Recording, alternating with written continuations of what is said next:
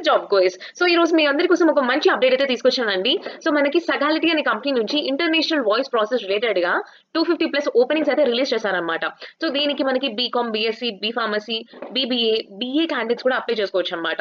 So ఒకసారి మనము ఏ ఏ గ్రాడ్యుయేషన్ వాళ్ళు అప్లై చేసుకోవచ్చు, అండ్ నెక్స్ట్ మనకి లొకేషన్ ఎక్కడ, అండ్ నెక్స్ట్ ఏమేమి తీసుకెళ్ళాలి, అవన్నీ ఒకసారి టైమింగ్స్ తో పాటుగా క్లియర్ గా మీకు స్క్రీన్ మీద తీసుకెళ్లి జూమ్ చేసి చూపించే ముందు మన ఛానల్ అయితే సబ్స్క్రైబ్ చేసుకోండి, and me friends and family కూడా డెఫినెట్ గా షేర్ చేయండి. మనకి ఏంటంటే జాబ్ కోర్స్ రిలేటెడ్ గా మనం వెబ్సైట్ కూడా లాంచ్ చేసాం అనమాట. ఇందులో మనకి government jobs, IT and non IT తో పాటుగా కాంపిటేటివ్ ఎంసీక్యూ క్వశ్చన్స్ రిలేటెడ్ గా కూడా ఉంటుందన్నమాట. సో మీ ఫ్యామిలీలో ఎవరైతే గవర్నమెంట్ జాబ్ ఆస్పిరెంట్స్ ఉన్నారో వాళ్ళకైతే ఈ వెబ్సైట్ ని డెఫినెట్ గా షేర్ చేయండి. ఎందుకంటే వాళ్ళకి ప్రాక్టీస్ రిలేటెడ్ గానీ, ఎంసీక్యూ క్వశ్చన్స్ రిలేటెడ్ గా కానీ మనకి ప్రాక్టీస్ టెస్ట్ అయితే జరుగుతాయి అనమాట. సో దానివల్ల వీళ్ళకి చాలా హెల్ప్ఫుల్ అయ్యే ఛాన్స్ ఉంది. ఓకే, సో మనం ఇప్పుడు ఒకసారి జాబ్ చూసుకుంటే మీకు ఒక్కసారి నౌకరీలో ఇది స్పాట్ అయింది అనమాట.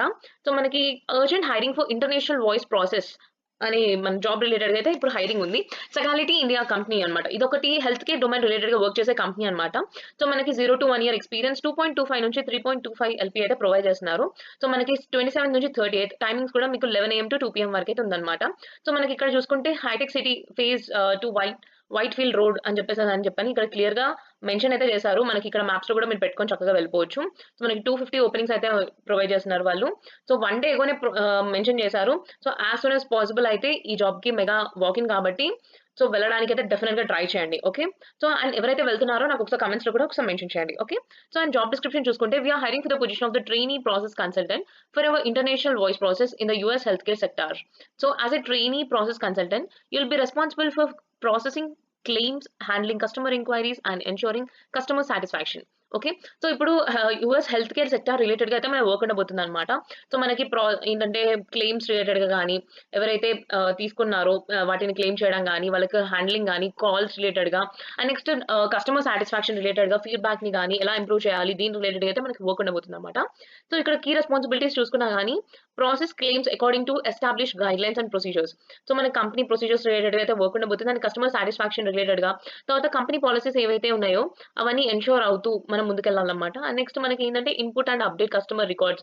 సో కస్టమర్ రికార్డ్స్ రిలేటెడ్ గా అప్డేట్ చేయడం కానీ, మోడిఫై చేయడం కానీ ఇవన్నీ మనకి ఉంటుందన్నమాట. So decision making resolve and to resolve customer queries.